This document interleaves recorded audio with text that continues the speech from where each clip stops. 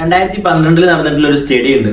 ഏകദേശം 68 ഗേൾസിനെ വെച്ചിട്ട്, അതായത് ഭയങ്കര ബുദ്ധിമുട്ടുന്ന, മെന്റലി ഒരുപാട് ബുദ്ധിമുട്ടുന്ന ഇവർക്ക് ഒരു ടാസ്ക് കൊടുക്കുകയാണെന്ത് അവരെ ബുദ്ധിമുട്ട് കാര്യങ്ങളൊക്കെ അമ്മയായിട്ട് കമ്മ്യൂണിക്കേറ്റ് ചെയ്യുക.